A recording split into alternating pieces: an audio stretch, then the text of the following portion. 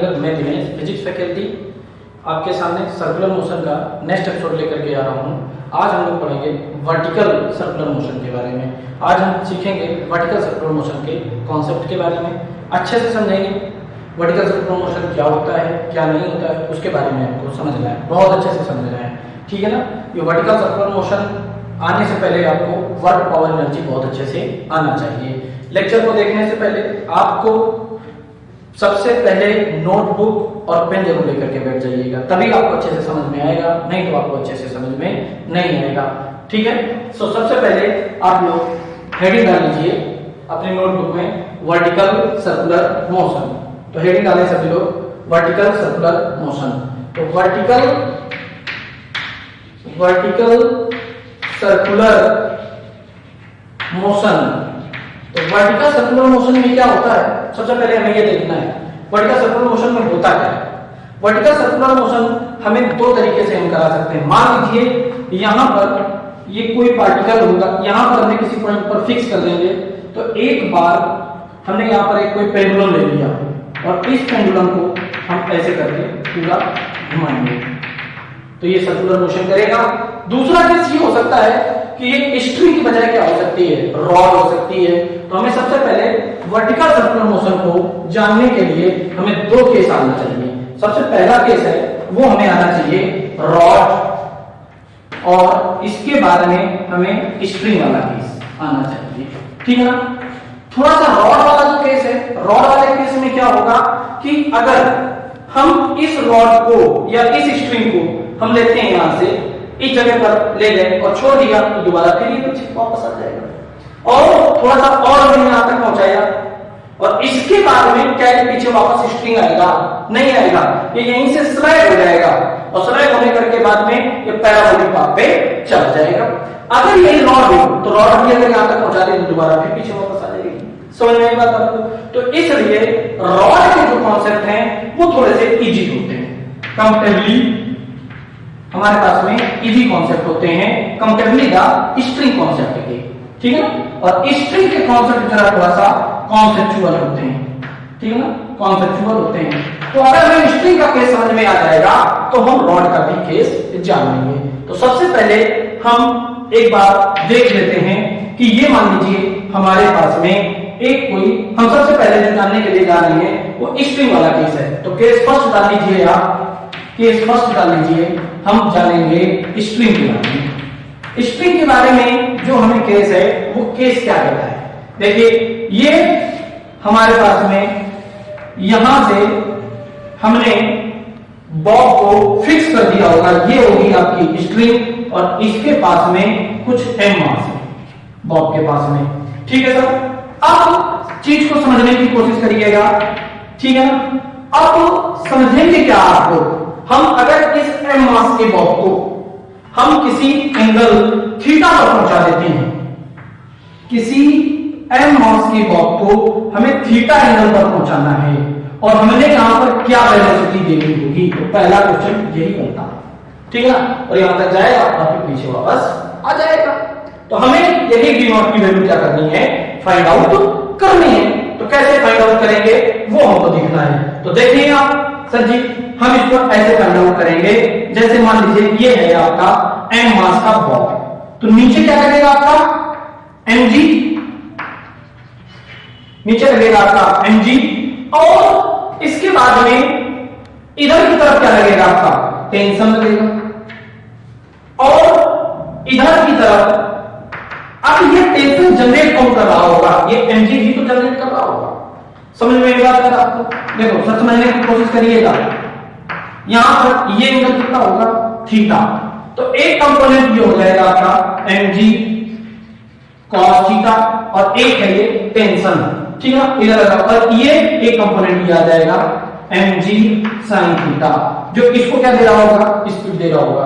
अब समझने की कोशिश करिएगा आपको, हमें वो बी नॉट वेलोसिटी पहुंचानी है, हमें यहीं तक पहुंचाना है सिर्फ, तो यहां पर बी का वैल्यू क्या हो जाएगा आपका, जीरो हो जाएगा, यहां पर बी का वैल्यू क्या हो जाएगा, जीरो हो जाएगा, ठीक है ना। इस वाले पॉइंट पर सिर्फ हमें यहीं तक पहुंचाना है, तो बी का वैल्यू क्या हो जाएगा, जीरो हो जाएगा। तो हम क्या करें, हमें इस बी नॉट की वैल्यू को निकालना है। अगर इसका लेंथ क्या हो, एल, निकालो जरा, निकाल के देखते हैं हम लोग कैसे निकालते हैं। तो अब एक काम करें, यहां पर हम लोग लगा देते हैं ईसी। ईसी बोले तो हम बात आगे समझाएंगे। ईसी मतलब होगा एनर्जी कंजर्वेशन लगा देंगे। एनर्जी कंजर्वेशन कैसे लगाएंगे देखो सर, समझो, समझने की कोशिश करिएगा। हम लोग लगाएंगे ईसी। तो ईसी इक्वल टू क्या होगा, यहां की एनर्जी इक्वल टू यहां का एनर्जी। समझ में आएगा सर आपको। हम इस वाले पॉइंट का नाम दे देते हैं पी और इस वाले पॉइंट का नाम दे देते हैं ए। तो हमें क्या पता होना चाहिए, ईसी में क्या लिखेंगे, इसी में क्या लिखेंगे, energy of the A point equal to energy of the P point. ये दोनों इक्वल होना चाहिए। ये तो है एनर्जी कंजर्वेशन। देखते हैं ई ए पर, क्या ई ए पर पोटेंशियल एनर्जी होगी क्या, नहीं होगी यार। अगर हम बी नॉट से देख रहे हैं, एम मास है, तो यहां पर एनर्जी क्या होगी, हाफ एम बी नॉट। अब यहां पर देखिए सर, जब यहां पर जब जाएगा ये, तो यहां पर वेलोसिटी जीरो हो जाएगी, तो काइनेटिक एनर्जी क्या हो जाएगी, जीरो हो जाएगी। पहली चीज, यहां पर पोटेंशियल एनर्जी जीरो होगी क्योंकि हमें इसी को रेफरेंस लाइन मानना है, ठीक है। लेकिन यहां पर जब जाएगी तब क्या होगी, तब तो काइनेटिक एनर्जी जीरो हो जाएगी। चाहे तो आप लिख सकते हैं यहां पर पोटेंशियल एनर्जी जीरो हो जाएगी, ठीक है ना। इक्वल टू यहां के लिए क्या होगी, पोटेंशियल एनर्जी mgh। हम मान लेते हैं ये हाइट क्या है, यहां से h हाइट है, लेकिन ये h की वैल्यू हमें लिखने से काम चलने वाला नहीं है। हम किससे बताएंगे, l से बताएंगे। l के रिस्पेक्ट में बताना होगा, तो l के रिस्पेक्ट में बताइए सर कितना होगा, ये वैल्यू कितनी होगी, कोई बता सकता है क्या? हाँ बताओ भाई, जल्दी बताओ, कैसे निकालेंगे आप? सर समझ लीजिएगा, समझो समझो समझो, अच्छे से समझो। देखो ये L है, पूरा लेंथ यहां से यहां तक का L है, हमें सिर्फ वैल्यू कितनी चाहिए, ये वैल्यू चाहिए। निकाल सकते हैं क्या? अब देखो ये है L, समझ रहे मेरी बात को, तो ये कितना होगा, L cos थीटा। समझ रहे मेरी बात को, इधर समझ लीजिए, अच्छे से समझिए, बिल्कुल अच्छे से। भाई ये कितना होगा L, तो एक कंपोनेंट तो ये आ जाएगा L cos थीटा, और ये कितना हो जाएगा L sin थीटा। तो ये हो जाएगा L cos थीटा, इधर से यहां तक का कहां तक का लेंथ होता है L cos थीटा, यहां से यहां तक का L cos थीटा होगा। लेकिन यहां से यहां तक का हमें चाहिए, तो अब ये पूरा कितना है L, और ये कितना है L cos थीटा, तो ये लेंथ कितना होगा L minus L cos theta हो जाएगा। समझ में आ गया आपको, L cos थीटा हो जाएगा। इसका मतलब H का वैल्यू क्या हो जाएगा, H का वैल्यू क्या हो जाएगा, H का वैल्यू हो जाएगा L minus L cos theta. अब L ले कॉमन आप, तो L कॉमन लेंगे तो L in the bracket 1 minus cos theta. ये वैल्यू उठा करके आप क्या कर दें, यहां पर पुट कर दें, m से m को क्या कर दें आप कैंसिल आउट कर दें, तो हमें मिल जाएगा half v not square equal to m तो कैंसिल हो गया ना, तो g h की जगह क्या लिखते हैं आप, h की जगह आप लिख देते हैं L in the bracket 1 minus cos theta. समझ में आएगा क्या आपको, कोई दिक्कत वाली बात? अब इसको 2 को ले जाएं आप इधर, तो v not square equal to gl in the bracket 1 minus cos theta. तो अब यहां पर 2 भी आ जाएगा, अब सिर्फ हमें v का वैल्यू चाहिए, तो यहां पर 2 आ जाएगा। समझ में आएगा आपको, क्या समझ में आया? अगर किसी पार्टिकल को यहां से इस वाले कंपार्टमेंट में जो थीटा एंगल तक ले जाना है, तो आपको कितना वेलोसिटी देना पड़ेगा, कितना वेलोसिटी देना पड़ेगा। समझ में आया आपको अच्छे से? अब हमें ऐसा भी तो है, अगर मुझे यहां तक ले जाना पड़े तो ये थीटा का वैल्यू कितना हो जाएगा बेटा, 90 डिग्री हो जाएगा। अगर मुझे इस वाले बी वाले पॉइंट पे ले जाना हो तो थीटा का वैल्यू क्या हो जाएगा, 90 डिग्री हो जाएगा। तो लिखिएगा थीटा इक्वल टू 90 डिग्री का वेलोसिटी हमें यहां से कितनी देनी पड़ेगी, यहां से कितनी देनी पड़ेगी, देख लेते हैं भाई, देखते हैं। तो हम लिखेंगे v naught equal to under root 2gl in the bracket 1 minus cos 90। और cos 90 का वैल्यू तो यार सबको पता है, कैमरा भैया को भी पता है, आपको बता देंगे। cos 90 का वैल्यू 0 होता है, तो यहां पर v नॉट का वैल्यू क्या आ जाएगा, कितना वैल्यू आ जाएगा 2gl। cos 90 का वैल्यू 0 है ना, तो यहां पर v नॉट वैल्यू मतलब अगर तुम्हें यहां से बी पॉइंट पर ले जाना हो तो तुम्हें यहां पर बी का वैल्यू क्या देना पड़ेगा, अंडर रूट 2gl।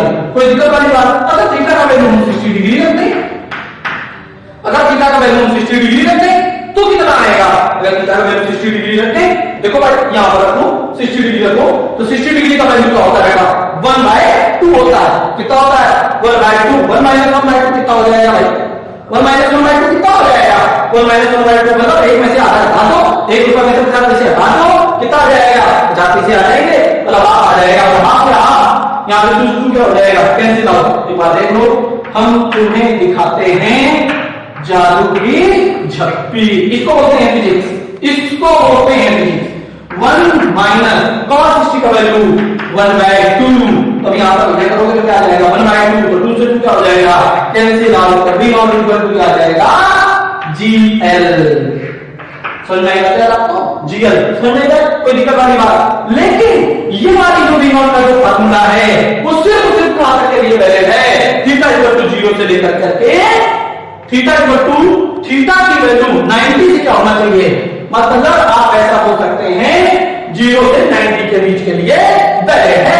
समझ में आएगा आपको? तो आप लिख लीजिएगा ये फार्मूला है वो थीटा की वैल्यू 0 to 90 डिग्री के लिए क्या है?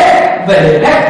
इसके बीच में अगर आप इधर उधर बड़ी काटे तो फिर मामला क्या हो जाएगा? गड़बड़ हो जाएगा। तो आप ऐसा बोल सकते हैं कि थीटा की वैल्यू 90 डिग्री से ज्यादा नहीं होना चाहिए, लिख लीजिएगा। सुन में आएगा आपको? तभी ये फार्मूला आपका लग पाएगा, नहीं तो ये फार्मूला नहीं लग पाएगा। समझ में आएगा आपको? अब हमें क्या करना है, ये स्ट्रिंग का केस बता रहा हूं मैं आपको। अगर हमें इसी स्ट्रिंग को अब इस बी के ऊपर ले जाना है तो क्या करेंगे देखते हैं। फिर अभी थोड़ी देर के बाद में क्या हमने बताया आपको? हमने यही तो बताया कि इस बी नॉट को हमने निकाल दिया। ये बी नॉट का फॉर्मूला 0 to 90 डिग्री के लिए वैलिड है। एक बार फिर से देख रहे हैं, हमने क्या बताया है सिर्फ आपको, इस वाले ये जो बॉक्स दिया है मास का उसे थीटा के नंबर ले गए थे हम लोग। कहां ले गए थे? थीटा के नंबर ले गए थे। आप समझिएगा नीचे क्या लगा था? mg। इस mg के क्या कर लिए हमने? कंपोनेंट। ये क्या गया? mg cos थीटा, ये क्या गया? mg sin theta. अब समझिएगा मेरी बात को, कोई दिक्कत वाली बात नहीं है यहां पर। लेकिन हमें mg से हमें काम करना ही नहीं, हमें यहां पे काम किससे कर लिया? इसी से काम कर लिया, ठीक ना? इस t को और mg cos थीटा को कौन बैलेंस कर रहा होगा? Come to the point, note this point. यहां पर जब भी तुमसे क्या पूछ सकता है, क्या पूछ सकता है आपसे? ये t और ये mg cos थीटा, तो हम यहां पर एक इक्वेशन और भी बना सकते हैं। क्या? टेंशन के लिए t minus mg cos theta equal to mv square by r, और b की जगह पे आप क्या लिख देंगे? 0। तो क्या वैल्यू आ जाएगी? t की वैल्यू क्या आ जाएगी? mg cos थीटा के बराबर आ जाएगी। अगर यहां पर पूछता है थीटा एंगल पर आपका टेंशन क्या होगा? तो t equal to mg cos theta होगा। और यही mg cos थीटा, यही mg cos थीटा है हमारे पास में, तो कौन सा एक्सीलरेशन प्रोड्यूस कर रहा होगा यहां पर? ये होगा रेडियल एक्सीलरेशन। तो रेडियल एक्सीलरेशन का वैल्यू क्या होगा? g cos थीटा के बराबर होगा। और टेंजेंशियल एक्सीलरेशन का वैल्यू क्या होगा? g sin थीटा के बराबर। समझ में आएगा तरह को? लेकिन कंडीशन क्या है? हमें सिर्फ पार्टिकल को यहां तक पहुंचाना है, तो v का वैल्यू क्या होने वाला है? 0 आना है। लेकिन हमें किसी की हेल्प से हमें यहां से कितनी वेलोसिटी दें कि थीटा एंगल तक चला जाए? मतलब यहां पे वेलोसिटी क्या हो जाएगी? 0 हो जाएगी। इसके बाद हमें कुछ करना नहीं। तो वो v नॉट का वैल्यू हमने निकाला किससे? इसी से।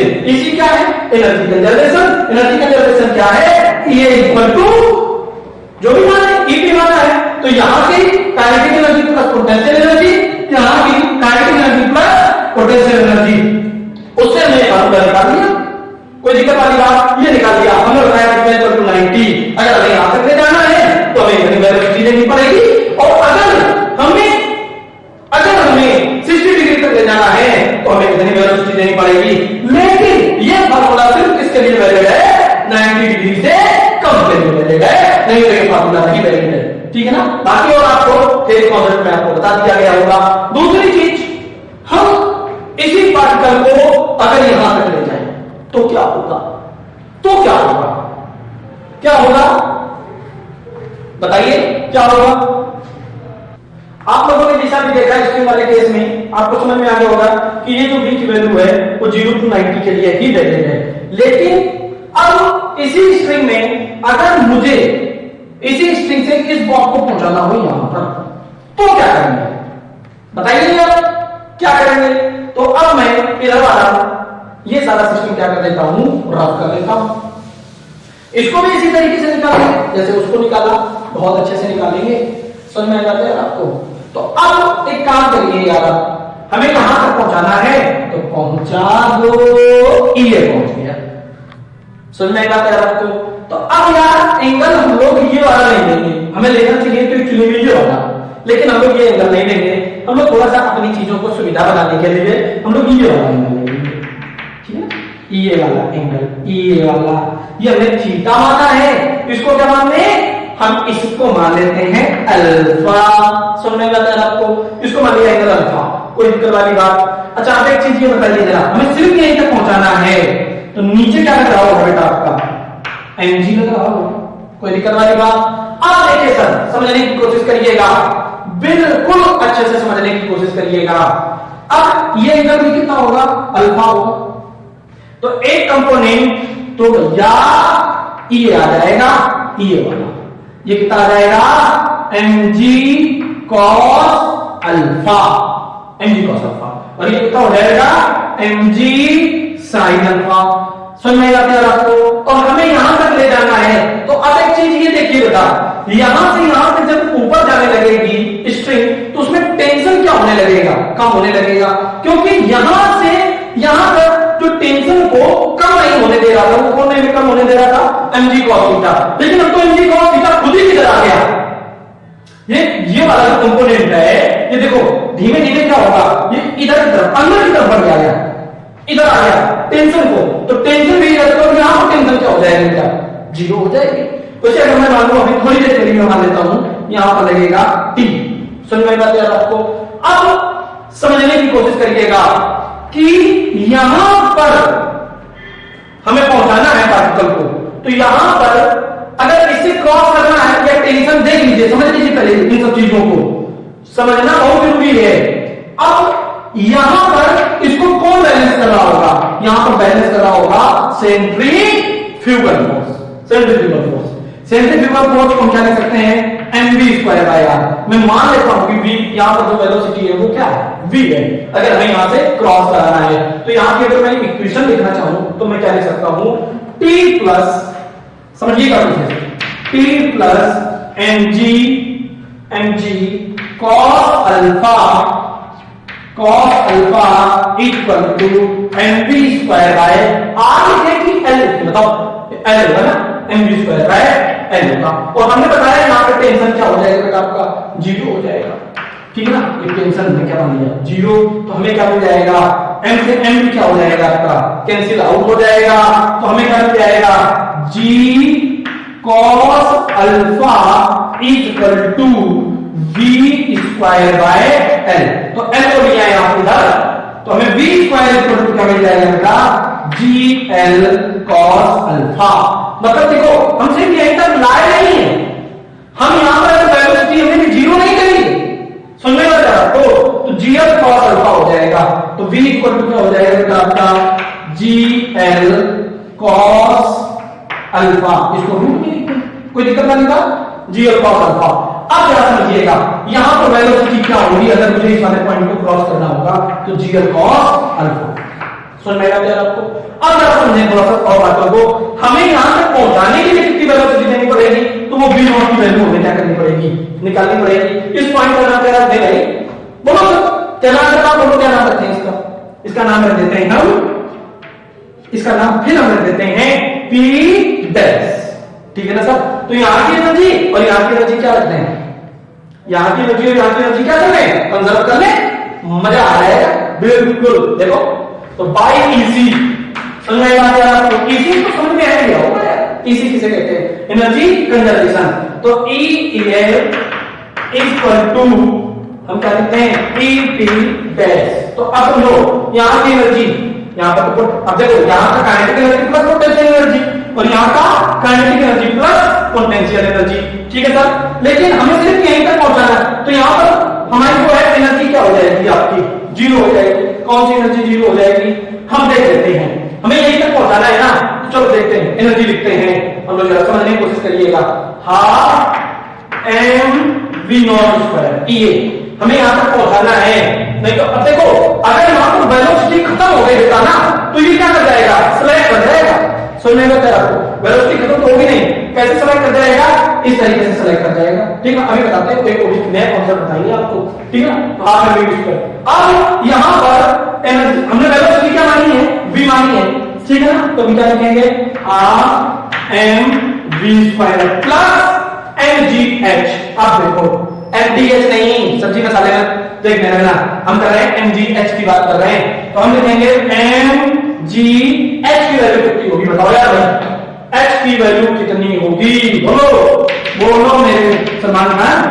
तो अब ये देखो ये है अल्फा और ये वैल्यू कितनी होगी l, तो अब एक चीज देखो जरा, इसके जस्ट हमारा क्या होगा l cos अल्फा, ये कितना होगा लेना l cos अल्फा, यही तो होगा ना भाई, इसका कंपोनेंट करेंगे ना भाई l cos अल्फा, और ये कितना है l, तो टोटल वैल्यू कितनी हो जाएगी बताइए आपकी, h की वैल्यू कितनी हो जाएगी, यहाँ पे h लिख दो, यहाँ पर भी h लिख देते हैं अपन, तो h क्या हो जाएगा l plus l cos alpha, तो l कॉमन ले लो तो 1 प्लस cos अल्फा, अल्फा इधर किधर से है, इधर की साइड से है, याद रखिएगा, कोई दिक्कत वाली बात, तो cos अल्फा आ गया 1 प्लस cos अल्फा, कोई दिक्कत वाली बात, ये वैल्यू बता करके आप यहां पे रख दो, तो half m v not square equal to half m v square plus m g h dash, h dash की जगह में क्या लिखूं बोलो, h डैश की जगह ये चीज लिख देते हैं l in the bracket 1 plus cos alpha. ठीक है सर, अब देखिए सर समझिएगा, कोशिश करिएगा, m क्या हो गया छम, ठीक है ना। तो अब हमारे पास में एक काम और कर लो यार, मेरा मन करता है ना, मेरा मन ये करता है कि अगर किसी वाले इक्वेशन में 2 का मल्टीप्लाई और 2 का डिवाइडेशन कर दे तो कोई फर्क पड़ेगा क्या, नहीं पड़ेगा ना, तो छम छम छम, ठीक है ना भाई, कैंसिल आउट हो गए, तो हमारे पास में इधर क्या आ गया v not square equal to v square plus, अब देखो सर समझिएगा, बिल्कुल भी कॉन्सेप्ट को निर्मत होने दीजिएगा, gl in the bracket 1 plus cos alpha, बोलो सुन में आएगा आपको, कोई दिक्कत वाली बात नहीं है ना। अब v की जगह में कितना लिखूं बोलो, v की जगह में कितना लिखूं बोलो, v की जगह में कितना लिख दूं, अभी हमने v निकाला है थोड़ी देर पहले निकाला है, जल्दी बताइए आप। तो आप पहली बात ये समझ लीजिए, v नॉट स्क्वायर का लिखना है आपको, तो v नॉट स्क्वायर का लिख सकते हैं क्या अंडर रूट, समझिएगा थोड़ा सा, कोशिश करिए यार, बिल्कुल v square plus 2gl in the bracket 1 plus cos alpha, ठीक है सर। अब यहां से तुमने निकालिए, आप v का वैल्यू क्या निकाल सकते करना है हम लोग, v का वैल्यू देखो, अभी थोड़ी देर पहले निकाला मैंने v का वैल्यू, ये निकाला है ना gl cos अल्फा, तो और थोड़ा सा सही आप कर सकते हैं इसको, क्या लिखते हैं v not square equal to under root gl cos alpha, और इधर भी लिख लीजिए आप, ठीक है ना। तो अब ये वैल्यू हम लिख नहीं सकते हैं यहां पर, v square equal to 2gl in the bracket 1 plus cos alpha, तो ये वैल्यू आपकी हमने यहां पर कहां से निकाल दी, कहां पर निकाल दी, इस वाले ऊपर की साइड में निकाल दी। सुन में यार आपको कोई दिक्कत वाली बात हो तो बताओ यार, आपको कोई प्रॉब्लम है बताओ भाई, नहीं है ना प्रॉब्लम, इसको नोट करो आप अच्छे से, बिल्कुल अच्छे से नोट करिएगा। सुन में यार आपको वीडियो को पॉज करके एक बात है अच्छे से आप लोग नोट करिए, वीडियो को पॉज करके आप लोग अच्छे से नोट करिए, फिर मैं भी और थोड़ा सा इसी में कॉन्सेप्ट बताता हूं मैं आपको, समझ में आई बात है आपको, नोट करते रहिए, आप ओपन रखो। हम लोगों ने यहां पर जो वेलोसिटी है वो क्या निकालनी है, v not square, v not square की वैल्यू हमने कहां के लिए निकाली बेटा, यहां के लिए निकाली है, ठीक है ना। अब इसी चीज को ये जो वैल्यू है, अब देखो अगर मैं यहां से थीटा को ऐसे मेजर करूं इस जगह से, तो इस थीटा की वैल्यू क्या होना चाहिए, इस थीटा की वैल्यू अगर मैं इधर से मेजर करूं, तो ये तो भैया एक चीज समझो, ये वाला जो फार्मूला है सिर्फ देखो हमने यहां तक के लिए तो देख लिया था कि जब इसके जो पहले वाला फार्मूला हमने निकलवाया था वो तो यहां के लिए वैलिड था, लेकिन हम यहां के लिए बात कर रहे हैं, तो ये वाला जो फार्मूला है वो थीटा की जो वैल्यू, इस वाले थीटा की बात कर रहा हूं मैं, समझ में आता है आपको, इस वाले थीटा की वैल्यू क्या होना चाहिए बताइए जल्दी से, 90 डिग्री से ज्यादा होना चाहिए, कितनी होनी चाहिए 90 डिग्री से ज्यादा होना चाहिए। अगर आपको कोई प्रॉब्लम है तो आप एक काम कर सकते हैं, इस वैल्यू को यहाँ पर पुट करके भी देख सकते हैं। तो इस वैल्यू को पुट करेंगे तो 90 डिग्री वाला तो वैल्यू आ जाएगा। एक बार देख लीजिएगा, 90 डिग्री वाला तो वैल्यू आ जाएगा आपका। देखिए चाहे आप एक बार करके देखिएगा। भाई हम यहाँ पर क्या पुट करा देंगे, ये जो वैल्यू निकाली है अल्फा इक्वल टू 90। तो अब एक काम कर सकते हैं कि अल्फा की वैल्यू क्या हो जाए, अगर मैं मान लो अंदर इधर से थीटा इक्वल टू 90, तो अल्फा इक्वल टू इधर से कितना हो जाएगा 90 डिग्री वाली वैल्यू आप यहाँ पे पुट कराएंगे तो cos अल्फा की जगह 90 रखेंगे तो ये वैल्यू 90 हो जाएगी। अब देखिए और यहाँ पर भी क्या रखनी पड़ेगी आपको, 90 रखनी पड़ेगी। जब ये भी 90 आप रखेंगे तो ये वाली वैल्यू बेटा 0 हो जाएगी। एक बार करके दिखा देते हैं, आपको इसके दर्शन करा देते हैं। दर्शन करो, इस कॉन्सेप्ट के दर्शन करो, तभी मजा आएगा बेटा, नहीं तो मजा नहीं आएगा। मैं देखता हूं इस वाले पॉइंट पे देखता हूं, बी वाले पॉइंट पर, बी वाले पॉइंट पे देखते हैं क्या है बी नॉट स्क्वायर। हमें बी वाले पॉइंट पे पहुंचाना ना कि अगर इसे कहते हैं फार्मूला सही है कि नहीं है, तो बी नॉट स्क्वायर, यहां पर स्क्वायर नहीं लगाना है आपको, ये स्क्वायर इधर से हटा दीजिएगा क्योंकि रूट आ गया है ना, ठीक है। तो v equal to under root v square plus 2g l in the bracket 1 plus cos alpha. अगर थीटा इक्वल टू 90 ले लें तो ये अल्फा इक्वल टू बीटा कितना हो जाएगा 90 हो जाएगा, ठीक है ना सर। तो v और v नॉट स्क्वायर की जगह क्या लिखो बताओ सर, कैमरा में बता देंगे, तुम बताने में क्या दिक्कत है बताओ, क्या लिखें बताओ। v नॉट v स्क्वायर की जगह क्या लिखते हैं, ये वैल्यू लिखते हैं ना gl cos अल्फा, लिख दो भैया gl cos alpha in the bracket, अब देखो प्लस लगा दो तो 2gl in the bracket 1 plus cos alpha, यहां पर लिख दो। और अल्फा की वैल्यू बेटा कितनी हमने ली है यहां पर, भाई अगर थीटा इक्वल टू 90 होगा तो अल्फा इक्वल टू b कितना हो जाएगा 90 हो जाएगा सर, हो जाएगा कि नहीं हो जाएगा भाई। हमने यहां पर अल्फा किधर से लिया, वर्टिकल से एंगल लिया है, ठीक है। उधर भी इधर से भी 90 लें तो इधर से अल्फा की वैल्यू क्या हो जाएगी 90 हो जाएगी, बिल्कुल सही बात है। अब cos अल्फा की वैल्यू 90 रखोगे तो कितना आ जाएगा 0 होगी, और ये आपने ये वैल्यू तो भैया 0 हो ही जाएगी, कोई दिक्कत वाली बात, ये वैल्यू 0 हो जाएगी, सिर्फ क्या आ जाएगा 2gl, मतलब v नॉट की वैल्यू आ जाएगी 2gl, जो मैं थोड़ी देर पहले प्रीवियस वाले कॉन्सेप्ट से क्या कर चुका हूं बता चुका हूं। अगर आप 60 डिग्री रखेंगे, एक बार देखिएगा 60 डिग्री रख करके देख लेते हैं, तो 60 डिग्री का मतलब क्या हो जाएगा आपके पास में, थोड़ी देर पहले मैंने वैल्यू आपको लिखवाई थी 60 डिग्री के लिए। तो अब ये बताओ अगर इधर से होगा 60 डिग्री तो इधर से सर कितना होगा बताइए सर, इधर से कितना होगा, इधर से होगा 60 डिग्री, उधर से कितना होगा, उधर से कितना होगा बोलो जल्दी से, जल्दी बोलिए भैया। थीटा इक्वल टू मैंने बताया था आपको 60, तो देन अल्फा इक्वल टू क्या हो जाएगा बेटा आपके पास में 120, ठीक है। अब ये वैल्यू पुट करके हम लोग आंसर निकाल लेंगे।